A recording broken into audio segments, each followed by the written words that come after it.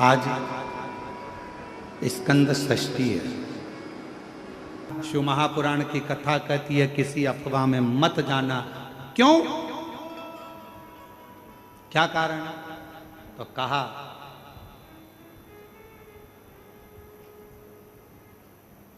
अफवाह और वाह वाह ये दो शब्द व्यक्ति को बर्बाद कर दो।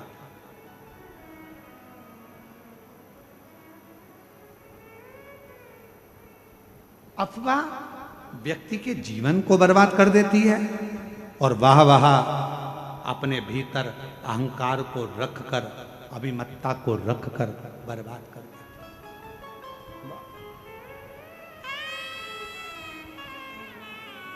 इसलिए थोड़ा सावधान।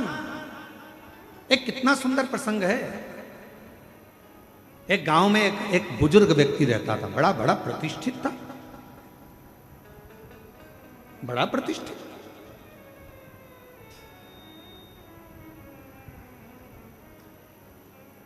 और गांव में बुजुर्ग व्यक्ति रहता था। उन्हीं के घर के 4 घर छोड़कर एक बड़ा नौजवान लड़का, बड़ा सुंदर, बड़ा स्मार्ट, बड़ा विद्वान, बड़ा ज्ञानवान एक लड़का रहता था। बहुत विद्वान था, पढ़ा लिखा था और अच्छा स्मार्ट था, हैंडसम था और सब बढ़िया अच्छा था। अब बुजुर्ग व्यक्ति के मन में आया कि बताओ, लोग इसी को ज्यादा सम्मान देते हैं, इसी को आदर देते हैं, इसी का सत्कार करते हैं, इसी को पूछते हैं। तो इसने धीरे धीरे कर कर गांव के लोगों का कान भरना प्रारंभ कर दिया कि ये जो लड़का है ये चोर है। इसने उस कॉलोनी में चोरी करी थी, उस मोहल्ले में चोरी करी थी। धीरे धीरे अफवाह उड़ाना प्रारंभ करा और अफवाह ऐसी उड़ाई कि पूरे गांव में, पूरे नगर में बात हो गई कि ये लड़का चोर है। सब दूर खबर हो गई, ये चोर है, इसने चोरी करी। अब बात चलते चलते एक दिन नगर के गांव में चोरी हो गई और चोरी का इल्जाम गांव के लोगों ने किस पे लगाया? उसी लड़के पर लगाया जो चोर नहीं था, पर ईर्ष्या से उसको चोर बना दिया गया और चोरी का इल्जाम लगा दिया। चोरी का इल्जाम जैसे ही लगा, चोरी का इल्जाम लगते से उस लड़के को पकड़ा गया, थाने में लेकर गए, बंद किया। बंद करने के बाद जब निर्णय लिया गया, सारे सबूत देखे गए, तो मालूम पड़ा कि इस लड़के ने तो चोरी ही नहीं की। चोरी सूचना पाई कि इस पर चोरी का इल्जाम लगाया किसने? तो कहा कि एक गांव का व्यक्ति है और उस गांव के व्यक्ति ने इस पर चोरी का इल्जाम लगाया। उस गांव के बुजुर्ग व्यक्ति को बुलाया और पूछा गया, तुमने इस नवयुवक लड़के की जिंदगी खराब कर दी, तुमने इस नवयुवक युवान लड़के का जीवन बर्बाद कर दिया और तुमने इस पर चोरी का इल्जाम लगा दिया। वो बुजुर्ग व्यक्ति आंखों से आंसू भरकर रोने लगा। मैंने तो हंसी हंसी में टिप्पणी करी थी छोटी सी, मैंने तो हंसी हंसी में बस ऐसे ही बोल दिया था, मैंने तो हंसी हंसी में बस ऐसे ही नाम ले दिया था। इतने में सरपंच को गुस्सा आ गया और सरपंच ने कहा इसका निर्णय कल लिया जाएगा। एक काम करना, तुमने हंसी हंसी में जो काम किया है, जो तुमने बोला है, इस लड़के के लिए, जो तुमने इस लड़के के लिए बोला है, एक कागज में लिखो, उस कागज को फाड़ो, फेंक दो और कल आते आते उस कागज के टुकड़ों को वापस लेकर आना। निर्णय कल दिया जाए। बुजुर्ग व्यक्ति ने वही बात लिखी, फाड़ी, फेंकी, वापिस आया। कागज का एक टुकड़ा, 2 टुकड़ा उसको मिला, बाकी का कोई टुकड़ा उसको नहीं, कोई टुकड़ा नहीं। सरपंच ने कहा बाकी के कागज के टुकड़े कहाँ हैं? तो कहा वो तो हवा में उड़ गए, मैं सब लेकर नहीं आ पाया। सरपंच ने कहा बुजुर्ग व्यक्ति से, बाबा जी, किसी के लिए कुछ कह देना हवा में उड़ने के बराबर है। उसकी जिंदगी बर्बाद हो गई तुम्हारी जरा सी हंसी में, जरा सी अफवाह में, जरा से अपशब्द में किसी का जीवन बर्बाद हो जाता है, फिर वो जीवन संभल नहीं पाता है, संभल नहीं पाता। कहना सरल है, किसी के लिए अफवाह उड़ाना सरल है। वो लड़का ऐसा, वो माता ऐसी, वो भाई ऐसा, वो बुजुर्ग ऐसा, वो व्यक्ति ऐसा, उसने ऐसा कर दिया, उसने वैसा।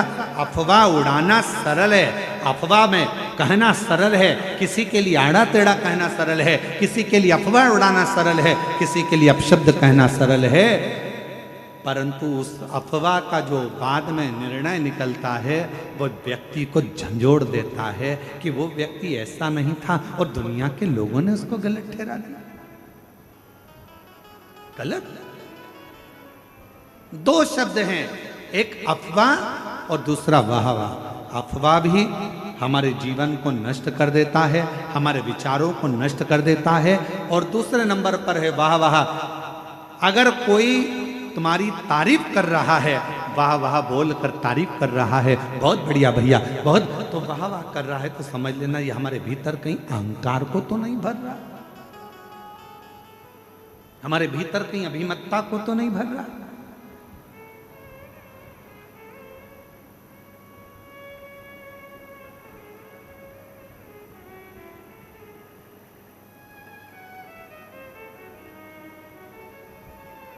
थोड़ा बचिए, थोड़ा अफवाह से भी बचना, थोड़ा वाहवाह से भी बचना, दोनों से। आप जितना बचकर रहोगे उतना अपनी जिंदगी को सुखमय जियोगे। देवराज नामक का ब्राह्मण, वो देवराज नाम के ब्राह्मण के भीतर उसने ना कभी दान करा, ना कभी पुण्य करा, ना सत्कर्म करा, ना कभी मंत्र जाप करा, ना कभी स्मरण करा, ना कभी अभिषेक करा, ना कभी पूजन करी, ना कभी आराधना करी। बस उसने एक काम करा, मरने से पहले उस देवराज नाम के ब्राह्मण चोरी का धन लेकर गया था, शंकर के शिवालय में पहुंच गया और शिवालय में जाकर उसने 2 मिनट, 5 मिनट, 1 मिनट, 1.5 मिनट की शिव महापुराण की कथा को श्रवण कर सुन।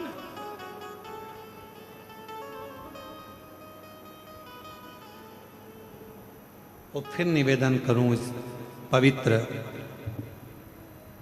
व्यासपीठ से, फिर निवेदन करूं इस पवित्र श्रावण के महीने के इस पावन कथा से, पावन कथा के रसपान।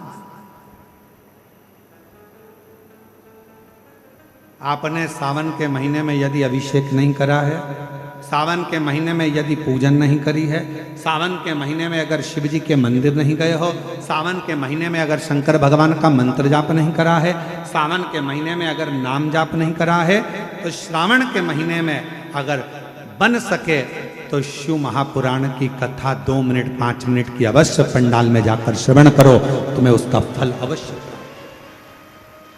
प्राप्त।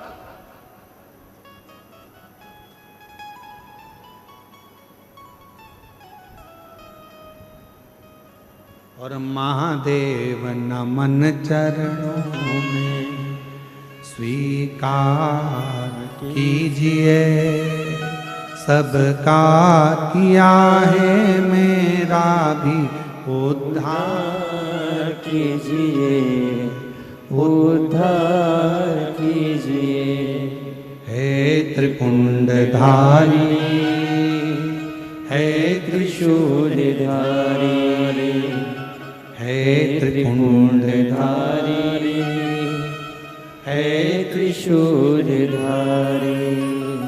चरणों में तेरे बाबा जी पावन है चारों धाम, चरणों में तेरे बाबा जी पावन है चारों धाम। तेरी देव करते वंदना पूजे सीताराम, तेरी देव करते वंदना पूजे सीताराम। हो जाए पूरी कामना, हो जाए पूरी कामना। उपकार कीजिए, सबका किया है मेरा भी उद्धार कीजिए, उद्धार कीजिए। हे त्रिपुंडधारी, हे त्रिशूलधारी, हे हे त्रिशूलधारी, हे त्रिपुंडधारी, हे त्रिशूलधारी। महाराज, दुनिया में ऐसा कोई अक्षर नहीं जिसमें छुपा हुआ कोई मंत्र नहीं।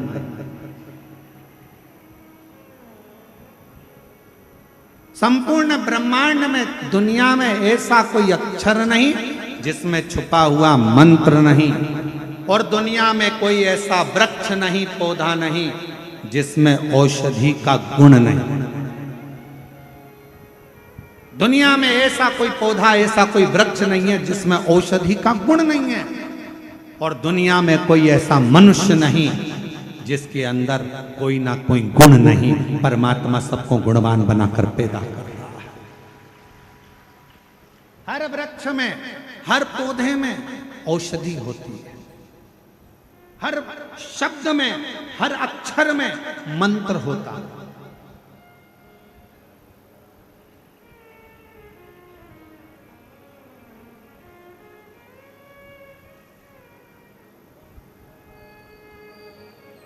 कथा पर ध्यान दीजिएगा। चंचुला देवी पति बिंदुक के लिए शिव महापुराण की कथा सुन रही। दिवस निकलते गए और दिवस निकलते निकलते चंचुला देवी के मन में एक प्रश्न खड़ा हुआ।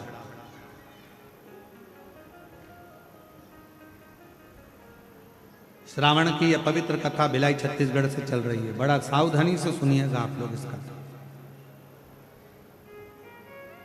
पूरे छत्तीसगढ़ का गौरव है ये पवित्र कथा, जो श्रावण महीने में बोलबम समिति श्री दया सिंह जी को मैं साधुवाद दूं तो इतनी दिव्यता और भव्यता के साथ इस कथा का दिव्य आयोजन हो रहा है।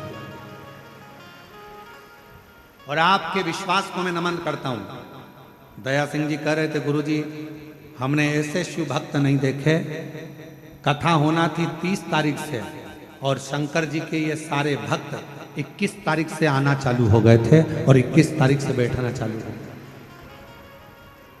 हमने पूछा दया सिंह जी से कि इतने लोगों का जो आ रहे थे 21 तारीख से, इनको तो 30 तारीख की कथा थी तो 29 को पहुंचना था, 28 को पहुंच जाते, पर 21 तारीख से 10-12 दिन पहले, 7 दिन 8 दिन पहले यहाँ पहुंचना कैसे व्यवस्था हो जजमान की? तो कहा गुरुजी 21 तारीख से शिव भक्त यहाँ पहुँचना चालू हो गए और हम जब भी आते तो ये प्रयास करते कोई भूखा तो नहीं है, कोई रह तो नहीं गया। और मैं दया सिंह जी आपको इसके लिए साधुवाद देता हूँ, आपकी पूरी बोलबम समिति को साधुवाद देता हूँ कि सबके चेहरे पर रौनक। हम जितने जितने हमको आशीष जी जो जो दिखा रहे थे, बता रहे थे, उसमें हम देख रहे थे कई बुजुर्ग माताएं, कई बूढ़ी माँ 21 तारीख से 22 तारीख से यहाँ पर आई। और पूछा गया उनसे, यूट्यूबरों ने पूछा कि आप यहाँ 22 तारीख को आ गई हो, 21 तारीख को आ गई हो, आपको यहाँ कैसा लग रहा है? तो कहा अच्छा। तो कहा भोजन? तो कहा भोलेनाथ जी है। फिर इतनी देर में कहा कि वो दया सिंह जी आते, पूछते और प्रसाद का एक डब्बा देकर चले जाते भोजन का। तो ये विश्वास, ये भरोसा, ये दृढ़ता।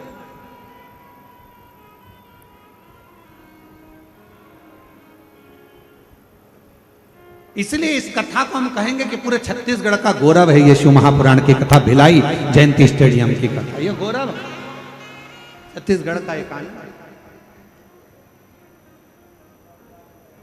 कितना विश्वास, कितना भरोसा। प्रश्न खड़ा हुआ, कथा चलती रही और चलती चलती कथा में कुछ दिन निकले और दिन निकलने के बाद में जैसे ही थोड़े से दिन निकले, दिन निकलने के बाद में चंचुला देवी ने पूछा, तुमरुका जी से एक प्रश्न। बहुत सावधानी से इस प्रश्न का उत्तर सुनिएगा जो चंचुला देवी करिए। तुमरुका जी से प्रश्न किया गया, क्या शिव महापुराण का कौन सा श्लोक, कौन सा अक्षर, कौन सा मंत्र मैं जपूं?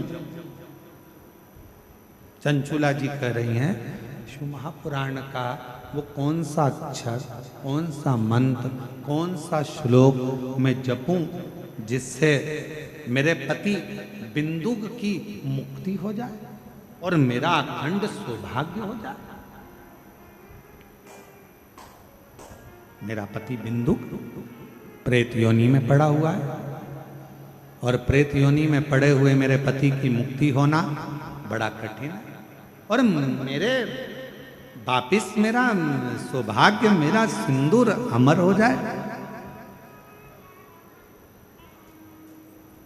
शिव महापुराण का वो कौन सा श्लोक, शिव महापुराण का वो कौन सा अक्षर, शिव महापुराण का वो कौन सा मंत्र मैं जपूं जिससे मेरा पति को मुक्ति मिले और मेरा अखंड सौभाग्य हो।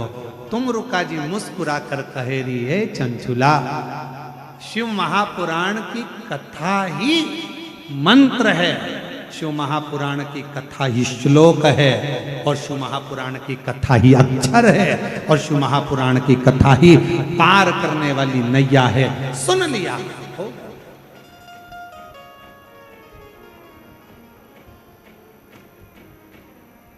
कुछ जपे ना जपे, कुछ बोले ना बोले, कोई मंत्र का किया ना किया, कोई अक्षर को जपा ना जपा, किसी मंत्र को जपा ना जपा, किसी अक्षर का नाद किया ना किया।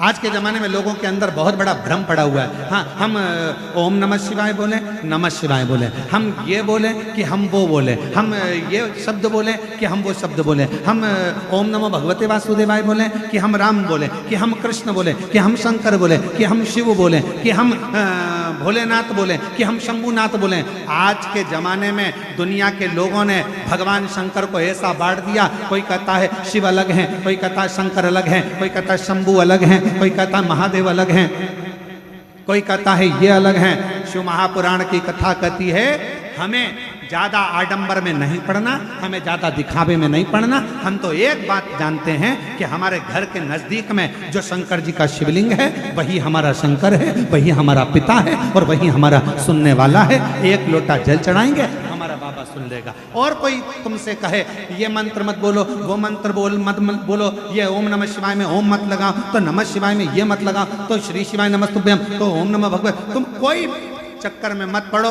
तुम्हारा दिल करे तो राम बोलो, तुम्हारा दिल करे तो कृष्ण बोलो, और तुम्हारा दिल करे तो शिव बोलो, और तुम्हारा दिल करे तो नमः शिवाय बोलो, तुम्हारा दिल करे तो ओम नमः शिवाय बोलो, और तुम्हारा दिल करे तो श्री शिवाय नमस्तुभ्यम बोलो, और तुम्हारा दिल करे तो ओम नमो भगवते वासुदेवाय बोलो। तुम्हारा दिल करना चाहिए, क्योंकि दिल तुम्हारा है, मन तुम्हारा है और महादेव तुम्हारा है। दिखावे से वो प्रसन्न नहीं, आडंबर से नहीं प्रसन्न।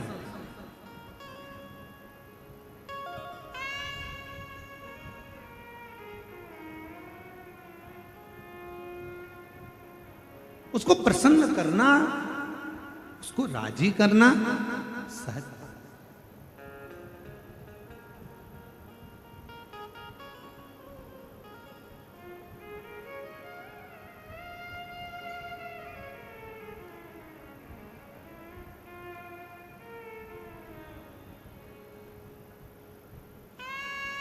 बस उसके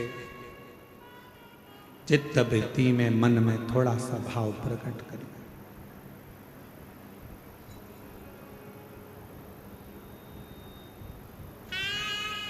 कई लोग रो रो कर खुद मरना पसंद करते हैं। रोते, दुख आ गया रो रहे हैं, तकलीफ आ गई रो रहे हैं, कष्ट आ गया रो रहे हैं। दुनिया के कई लोग रो रो कर खुद मरने की इच्छा करते हैं।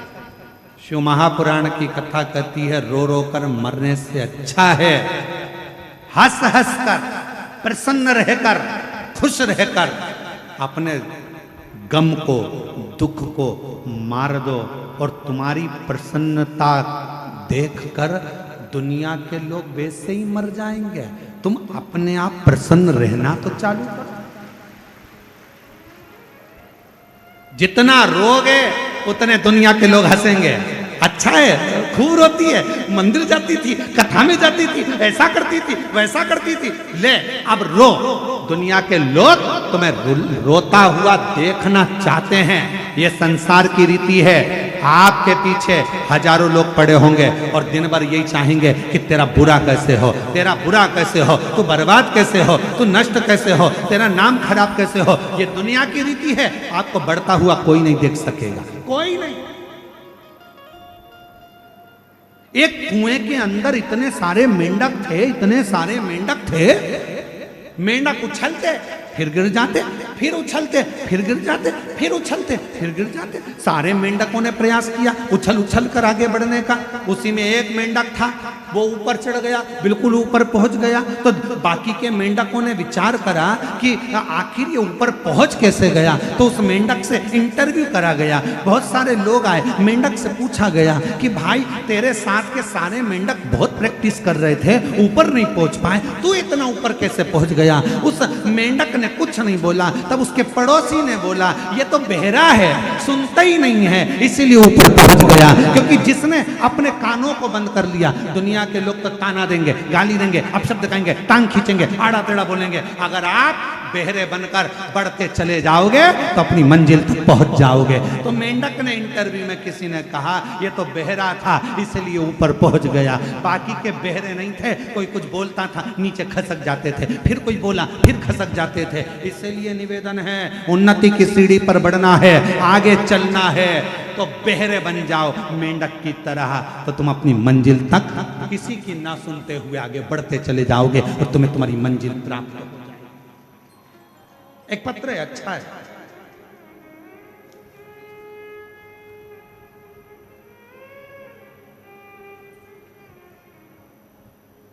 मेरा नाम कविता टेम्बरे है। मेरे पति का नाम श्री दास टेम्बरे है। मैं तहसील मुकाम तुमसर, पोस्ट मेरेवानी, जिला भंडारा, राज्य महाराष्ट्र से आई हूँ। कहीं बैठी हों तो हाथ हिला सकती हैं। महाराष्ट्र के भंडारा से आई हुई हैं, तुमसर से। गुरुजी एक लोटे जल का मैं क्या वर्णन करूं। मैं नागपुर की कथा में गई थी और बाबा से मैंने केवल एक ही वर मांगा था कि मेरे बेटे की सरकारी नौकरी लग जाए। मेरा बेटा कहीं बैठी हो तो बेलपत्र लेने के लिए आ सकते हैं। अगर कहीं बैठी हैं हाथ हिला दो, आप ही हैं, आ जाओ, एक बेलपत्र लेने के लिए आ जाओ। मेरा बेटा सरकारी नौकरी की तैयारी कर रहा था, क्लियर नहीं हो पा रहा था, उसको मिलिट्री में जाना था।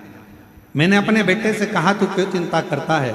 सियोर वाला महाराज कहता है कि पंडाल में बैठकर अगर कोई ने कथा श्रवण करी है, पशुपतिनाथ का व्रत किया है और शिव जी से जो मांगा है वो मिलेगा।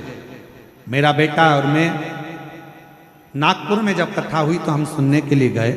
पंडाल में बैठकर हमने कथा श्रवण करी, जो बन सका वैसी सेवा करी, पशुपतिनाथ का व्रत किया और बाबा की ऐसी कृपा हुई गुरुदेव कि मेरा बेटा केवल 19 साल का हुआ और उसका सिलेक्शन आर्मी इंडियन में हो गया। इंडियन आर्मी के अंतर्गत उसका सिलेक्शन हुआ और बाबा की कृपा से मेरा बेटा पंजाब फिरोजपुर में ड्यूटी दे रहा है, जिसका मैं फोटो लगा रही हूँ। वो नहीं आ पाया पर मैं यहाँ आकर बाबा को प्रणाम करने के लिए आई हूँ। उसका फोटो लगा है, आप लोग एलईडी पर देख सकते हैं। मेरा बेटा फिरोजपुर में पंजाब में ड्यूटी दे रहा है।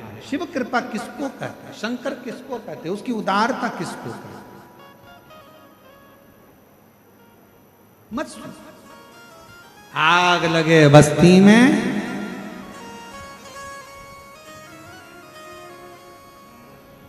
आप लोगों को बारिश की ठंड लग गई क्या? नहीं, आवाज नहीं आ रही है इसलिए। आग लगे बस्ती में क्या किसको रोइए, अलमस्त रहो, खुश रहो, पूर्ण भरोसे के साथ शिव पर आश्रित होकर, शिव पर आश्रित।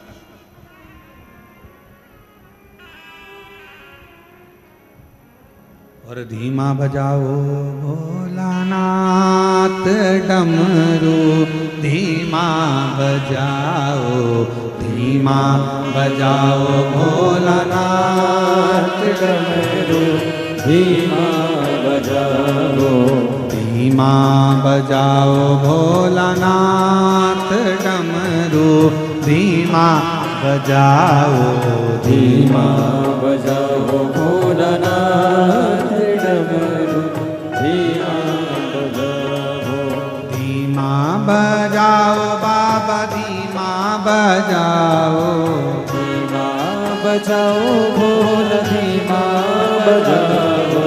धीमा बजाओ भोला धीमा बजाओ धीमा बजाओ भोला धीमा बजाओ।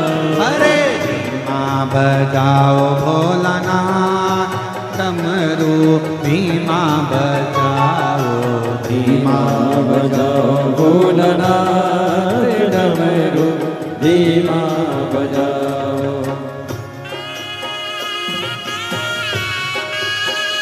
दोनों हाथों से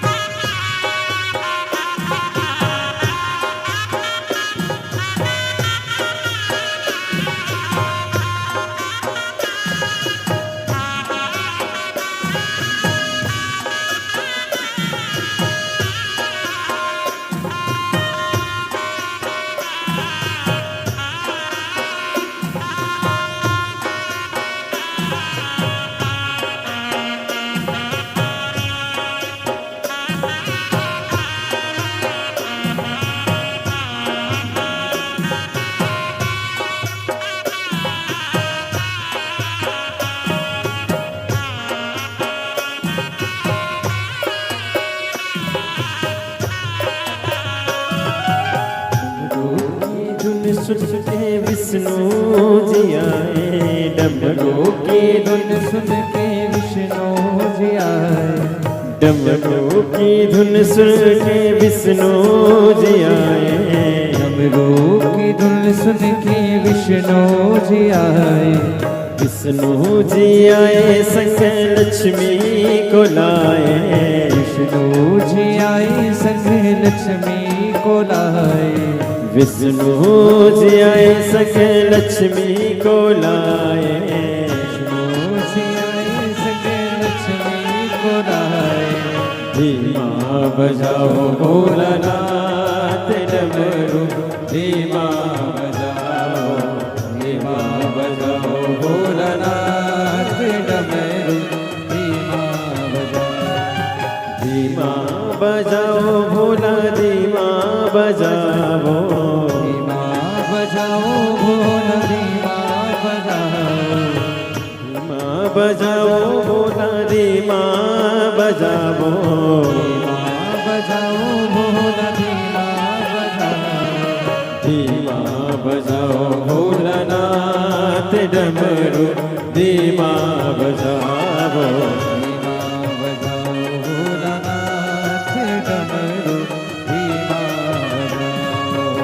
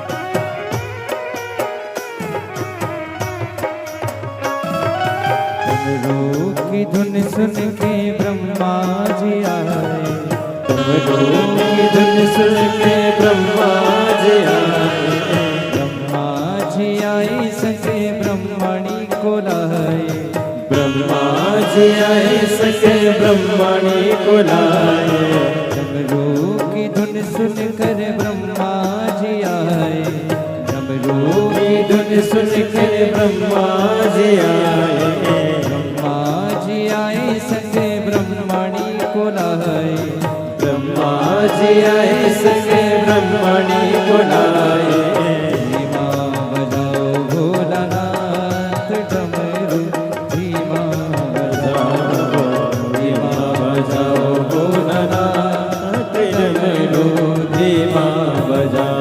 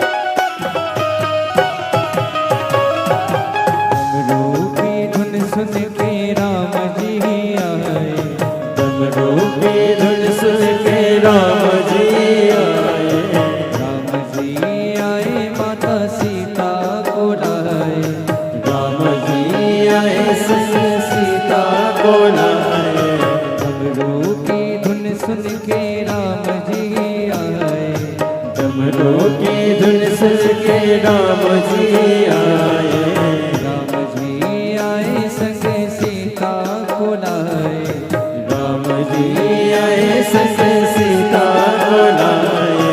धीमा बजाओ भोलानाथ डमरू, धीमा बजाओ, धीमा बजाओ भोलानाथ डमरू, धीमा बजाओ।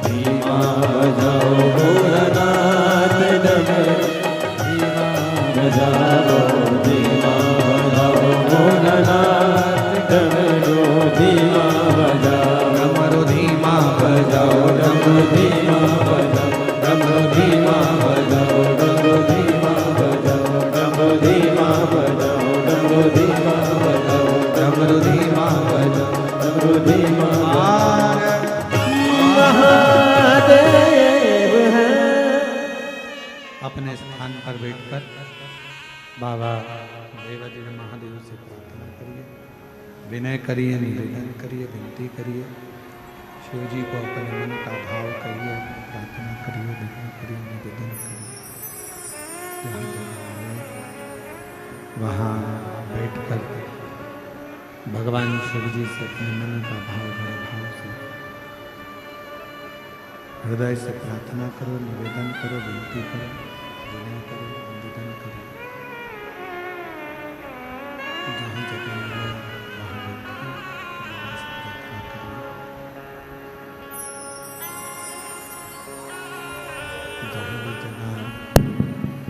जहाँ भी जगह मिले वहाँ बैठकर बाबा को अपने मन का भाव करिए, प्रार्थना करिए, विनय करिए, निवेदन करिए।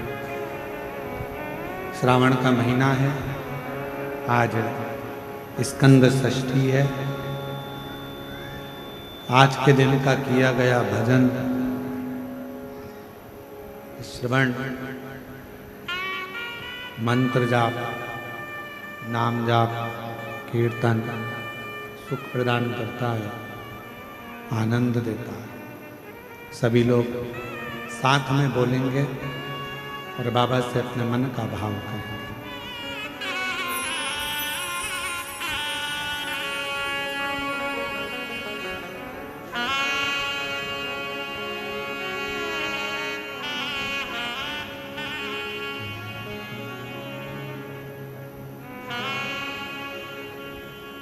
श्री शिवाय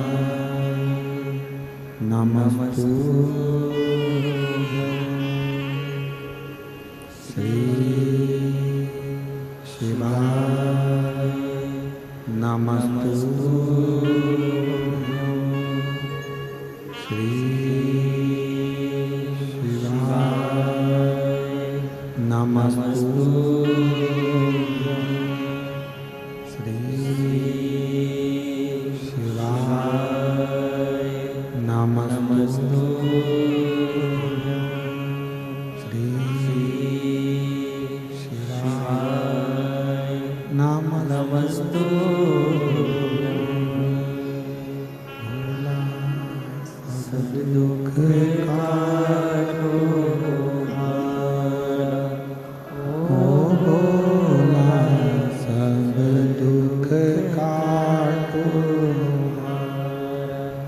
शिव शंकर जपो तेरी माला, भोले बाबा जपो तेरी माला, भोला सब दुख काटो हमारा। ओ भोला सब दुख काटो मंगल मंगलकारी, वेश मंगल मंगलकारी, शमशान वासी हमारा, शमशान वासी हमारा। ओ भोला सब दुख काटो, ओ भोला सब दुख काटो।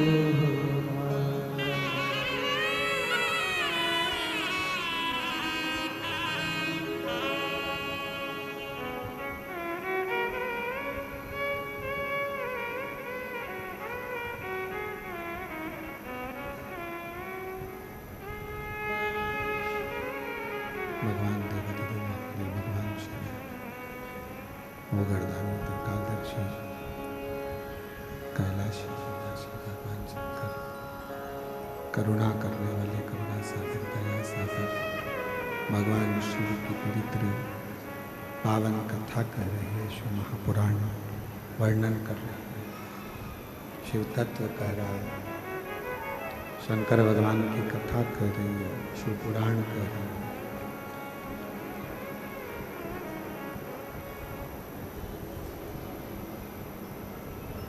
रो रो कर खुद को मार लेने से अच्छा है मुस्कुराकर, हंसकर,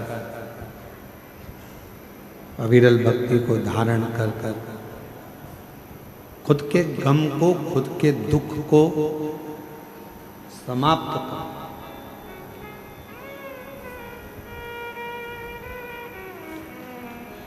देवराज ब्राह्मण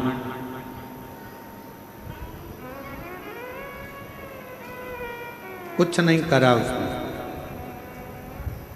ना पूजन करा, ना अर्चना करी, ना आराधना करी, ना मंत्र जपा, ना नाम जाप किया, ना स्मरण किया।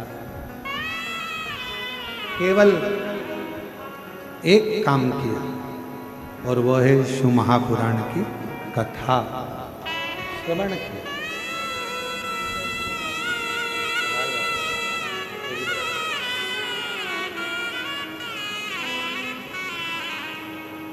बेटे का इंडियन आर्मी में हुआ है, एक बार जोरदार ताली बजाकर साधुवाद करेगा।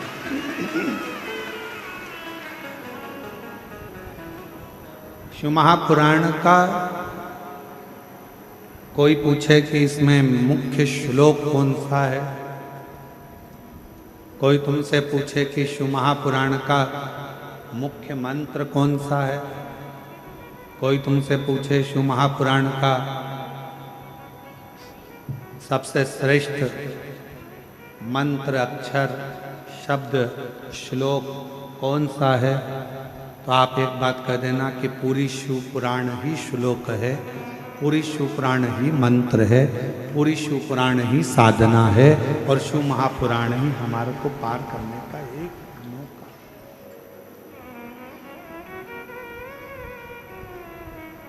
बस उसको सुनने वाला चाहिए, उसको श्रवण करने वाला चाहिए।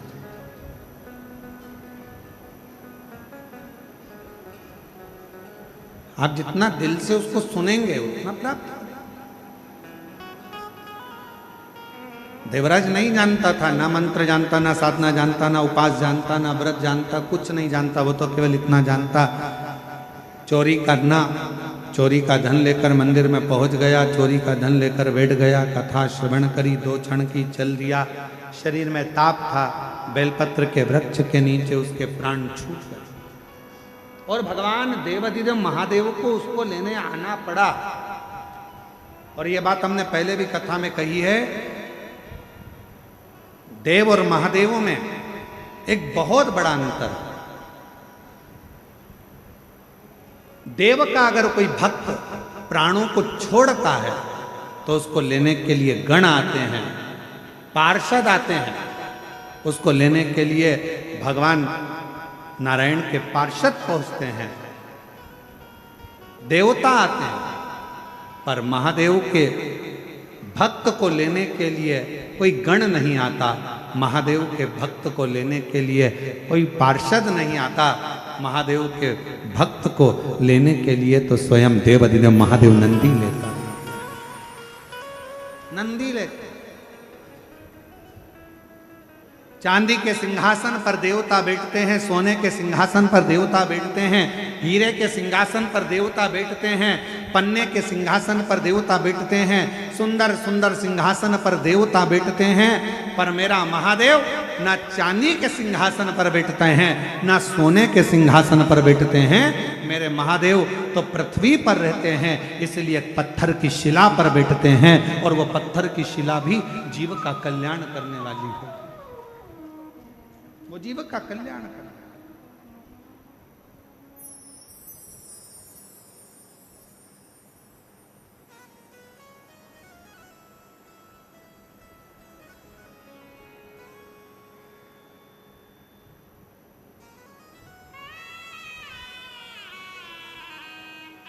आप उसको भजो, आप उसको जपो, आप उसका मंत्र जाप, आप उसका स्मरण, आप उसका नाम जाप कर कर देखिए। एक कितना सुंदर एक प्रसंग आता है। एक बार माँ जगत जननी जगदम्बा अम्बा पार्वती जी काशी में बैठी हुई थी और माँ जगत जननी काशी में वहीं वहीं मौन होकर बैठी हुई, स्तुप्त होकर बैठी।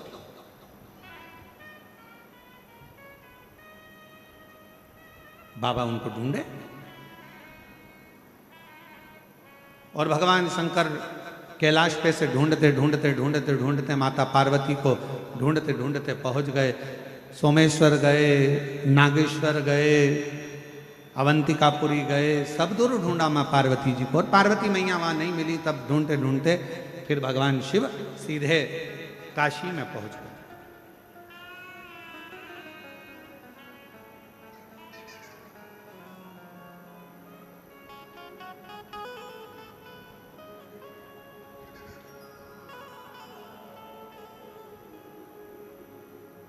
शिव जी ने देखा पार्वती जी बैठी हुई हैं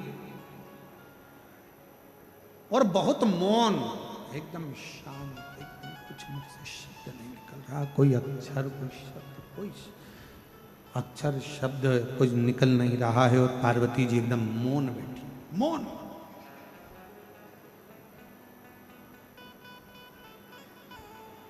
और दुनिया के सारे प्रश्न का एक उत्तर है।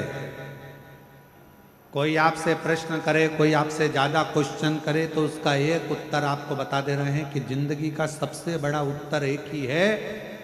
आप कोई भी आपसे कोई ज़्यादा प्रश्न करे, फालतू की बात करे, फालतू के प्रश्न करे, फालतू के क्वेश्चन करे, तो दुनिया का सबसे बड़ा उत्तर एक ही है, आपका मौन रहना, शांत रहना और चुप रहना।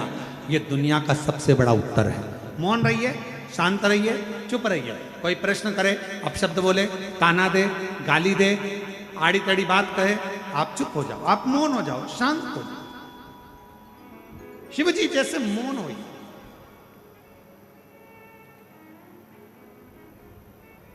एक बहन जी ने एक पत्र लिखा है,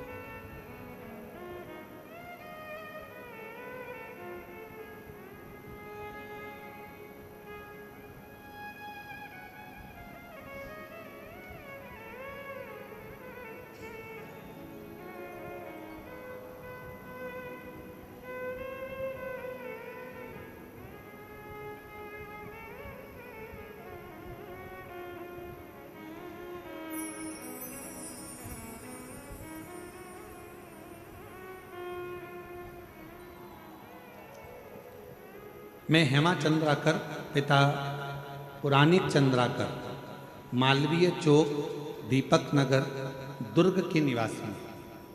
कहीं बैठी हो तो हाथ हिला सकती हैं, आप ही हैं? एक बार वापस हाथ हिलाओ, आ जाइए। मैं हेमा चंद्राकर, पिता पुराणिक चंद्राकर, मालवीय चौक, दीपक नगर, दुर्ग की निवासी। एक लोटे जल का मैं क्या वर्णन करूं। हम लोग 16 सालों से किराए के मकान में रहते थे।